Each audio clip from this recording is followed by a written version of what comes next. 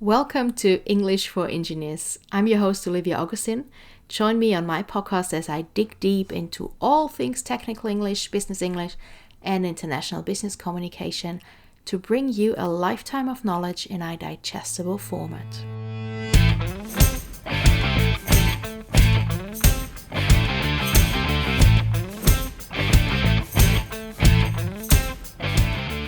Hello friends, fellow engineers, and the occasional word nerd who is listening in. So what is today's episode all about? We're gonna talk about language input and why it is vital to ask for help. Why do we do that? Because I want you to become confident, and without asking for help, we cannot make any progress. And I'm giving you a couple of tips how you can incorporate little routines into your daily life. And it's really important that you do that. And I know that's not always easy. And when I say I know, that's exactly what I mean, because it does cost me a lot of energy to create new habits. And even if I'm doing something for quite a while, the moment I interrupt the habit, whatever that might be, I have a hard time to get back in the saddle, even if it's something that I love doing.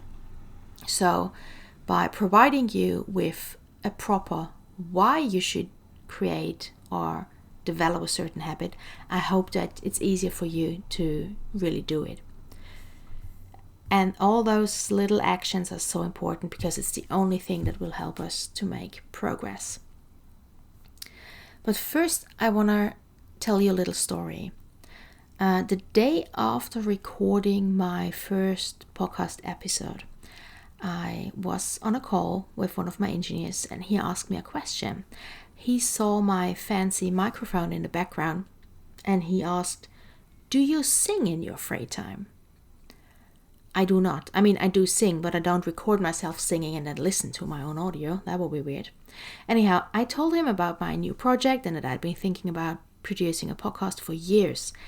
And his next question kind of surprised me. He asked, "Why?" I said, "What do you mean, why?" And that engineer said, "Do you do it for fun or is it marketing?" And this is a good question. Why did I start a podcast? Why do I put time and effort into something that I put out into the world for free? Why should you do that? So let me tell you a story. For years, I'm telling my clients, or as I call them, my engineers, so that's you, that high quality language input produces high quality output. What does that mean? It means that if you want to improve your written and spoken English, that's language output, you need to consume the English language in written or spoken form, that's language input. You need to read books, listen to English radio stations or podcasts. And guess what? 99% of my clients love podcasts. Maybe because you guys are all super busy and listening to a podcast is something you can do while in the car driving from one project site to another. And language input is one of the main aspects of language learning. But you cannot learn a language just by listening to a podcast, because now and then you need someone who is checking on your language output, on what you're saying, what you're writing, someone who gives you feedback and tips how and where to improve. And language learning needs a variety of activities and methods. And one way of effortlessly combining all these necessary techniques is working with an ESL teacher. ESL is short for English as a Second Language. So whenever my clients listen to me, and unfortunately not all did nor do, they came back after a couple of weeks and told me that they had a hard time finding the right podcast for them. Yes, they found engineering podcasts by the dozen. That's an idiom, it means a lot. But the hosts were English native speakers and they talked way too fast. Or the podcasts were so specific that it was too much in-depth information after an already busy day at the office. And my engineers also tried out podcasts about business communication and about project management with international teams. But then again, there wasn't enough focus on engineering or tech stuff. So here I am telling my engineers that listening to an English podcast is an excellent way to improve their business English and technical English, when in reality they couldn't find a podcast who covers all the topics they need and are interested in. Also, a 60-minute podcast from native speakers for native speakers might be all fun and games, but ain't nobody got time for that. And by the way, it's all fun and games. It's another idiom, and it means something that is really enjoyable and pleasant. So when one can't find a solution, one must become the solution, or something like that, the saying goes. So my clients needed a podcast that is for engineers by engineers, that is about English language learning tips, that is covering business English and business communication, that is talking about the pitfalls of working with an international team, that is explaining technical English, that is exposing them to new vocabulary, that is long enough to cover interesting topics and short enough so you don't lose your concentration. It should be fun and geeky to help you relax afterward, but it should also be profound enough to help you improve. It shouldn't be only blah, blah, blah. And I thought that podcast should also have exciting guest speakers with various backgrounds and accents. Spoiler alert, today there's no guest. You have to do with me. I think that a good podcast should offer downloadable resources. A podcast should broaden your horizon, and it should spark joy for me when doing it and for you when you're listening to it. So, do I aim high? Yes. Do you deserve the best? Also yes. Will every single episode of my podcast be nominated for an award? Probably not. But I will do my very best to give you industry-related language support and cover your need for input in a way that's not boring. So, to answer the question from the beginning, why do I make a podcast? And the answer is because of you and because it's fun. So, that was the why, but I promised you in the beginning that I'm going to share a couple of tips with you today. 5 tips to master technical English as an engineer, to be specific. So, when it comes to learning a new language, English is, depending on your mother language, often touted as one of the most confusing and least straightforward languages to comprehend. Why? Because English has been stealing words from several other languages for ages. I'm not going into detail with that. That might be another podcast. And it seems to be easy to learn it in the beginning, but the longer you try, the more you find out that it's not. It can be kind of tricky. And this is particularly true for those learning how to leverage the English language in a professional setting, as technical terms across industries and countries tend to vary dramatically. So when it comes to the construction industry, this is especially true. It's making it difficult to feel confident in your vocabulary and technical English abilities in regard to job site safety, measurements, techniques, and equipment.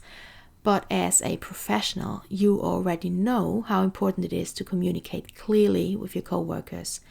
And that's why I've put together my top 5 tips for helping you master technical English with an engineering focus. Number 1, and for those who listen to my podcast regularly, it might sound familiar.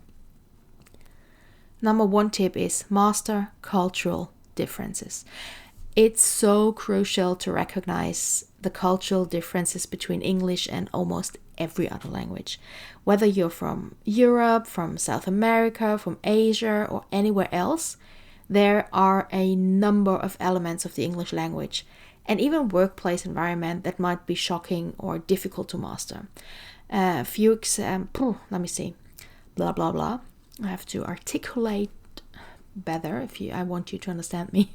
A few examples include the emphasis on individuality across the English language, which can show up in conversations as directness or assertiveness, and can often feel jolting, that's another word for shocking, to those who are new to the language.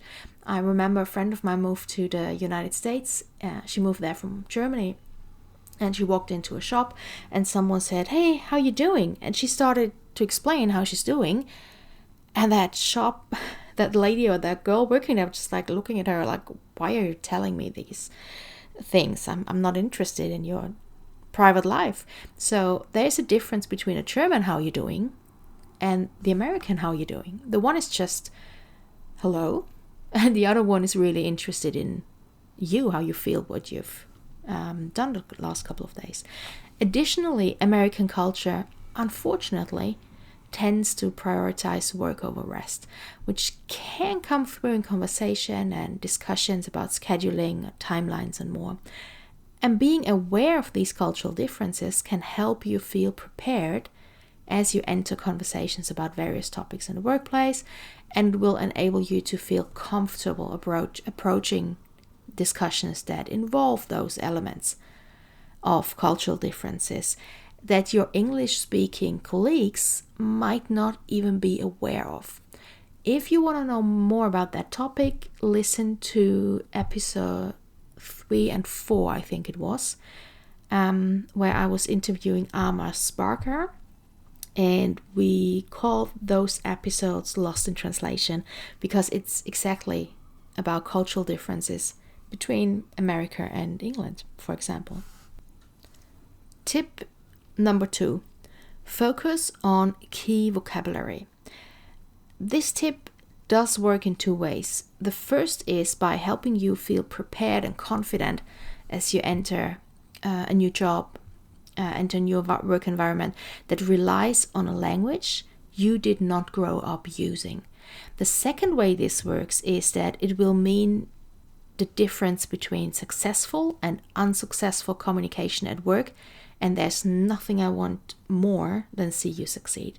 So by identifying relevant vocabulary and centering your language practice, your learning practice around that group of words, you can create confidence in your abilities to communicate while, that's interesting, while simultaneously mastering those key terms that will be used throughout the day, again and again and again in conversations. And this is a win-win because confidence is key when it comes to language learning, to practicing, and to utilizing that new language. And utilizing is just a fancy word for using stuff. In order to, let's say, create a list of your key vocabulary, of your the words that you need all the time, the most important words, you want to do some research or check with a diligent technical language teacher, c'est moi, to identify those phrases and terms that align with your job responsibilities and are really relevant to your industry. And once you have created that master list for yourself, again, you want to focus on those words in your practice in order to become familiar with those terms that will appear most commonly in communication at work. My tip number 3, don't be afraid to ask for help. Let me repeat that. Do not be afraid to ask for help. Again, this applies in 2 major ways. Firstly, it is important to remember that most people have patience and understanding when it comes to people brave enough to learn a new language and apply them at work. Do not be afraid to let your colleagues know when you're struggling to find the right word, when you're finding it difficult to keep up with a conversation, or when you're confused about what was decided during a meeting. Asking for help is a great way to continue building your own skills, and it might even allow native English speakers to adjust their communication style in order to help you thrive. And let's be honest, people like to help. They don't say it, but they do. Secondly, asking for help might look a lot like working with a professional language coach to speed up that learning process and help you master business English or technical English faster.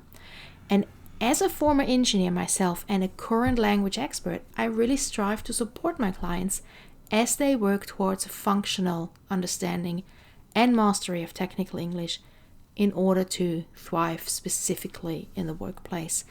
And I know just how difficult it can be to put language skills to use in a professional business setting. I know that because I live in the Netherlands. Dutch is not my mother language. I had to learn Dutch. I have to use it in a professional business setting because I'm running my business here. I know how difficult it can be to talk about all that stuff in a language that is not your mother language. And at times, you feel like a little child talking. But believe me, it's getting better. Just stick to your language learning routines. It's getting better. And I have worked hard and created plans and solutions and courses to help you improve. And investing in a coach to strengthen your language journey and help you reach your goals is one of the most effective ways to ask for help. And I'd be honored to help you succeed. So tip number 4. That might be my favorite. And I'm still doing it. I think that's the only language learning thing that I do on a daily basis still. Tip number 4. Sit tight. You focus? Do you listen? Okay, here it comes. Watch content that helps you learn. Or in other words, watch TV. Isn't that great? So for many people, learning the English language, a popular method of practice is to watch reality TV. Sometimes that's called trash TV. This is helpful to learners because it gives you a good idea of how English sounds and looks in a casual, everyday conversation, including relationships, friendships, and so on.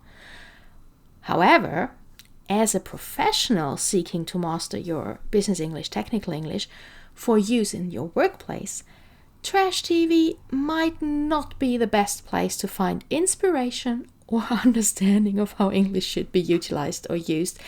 And why? Because it is very likely not to be professional, technical, or even appropriate. So instead of relying on reality TV, seek out media that aligns with your role or your goals. For example, there's a list of the 15 best TV shows for engineers. And for this podcast, that is the link that I'm going to post at the episode description.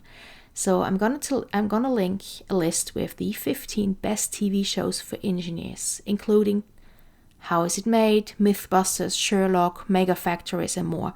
And by watching shows like this, you can get a better idea of what conversations sound like between professionals when discussing things like construction, results, data, and engineering. And while not all shows offer a perfectly accurate representation of science when used in engineering roles, it will provide you with some entertainment while at the same time strengthening your ability to keep up with conversations, pick up on cultural signs or clues, and master technical terms along the way. My favorites are, you probably know, I'm a Trekkie. I really like Star Trek and Sherlock. That's my go-to shows. Even good for different accents. Tip number 5, last but not least. Leverage resources to solidify your skills. Doesn't that sound fancy? It's nothing else than use what you have. So while I would love to personally help everybody looking to strengthen their technical English abilities, I know not everyone has space in their schedule to allow for a one-on-one coaching or one-on-one learning programs. And as much as I would love to, there aren't enough hours in a day to be able to support everyone around the world through one-on-one coaching. So whether you're looking for one-on-one coaching programs or a regular newsletter delivered to your email inbox and packed with tips to help you succeed, or if you're looking for courses or for a comprehensive blog post covering a wide range of topics, you can find it all online, where I look forward to virtually meeting you and helping you thrive however I can. Just have a look at my website, marcoda.org, and see what you can find that will help you further on. So that was it for today, my friends. This was, again, English for Engineers. If there's one thing you should remember from that episode, watch more TV, watch it in English, and change your subtitles to English as well. Okay, but now for real, that was it for today, my friends. This was English for Engineers. I'm your host, Olivia Augustin. Talk to you soon.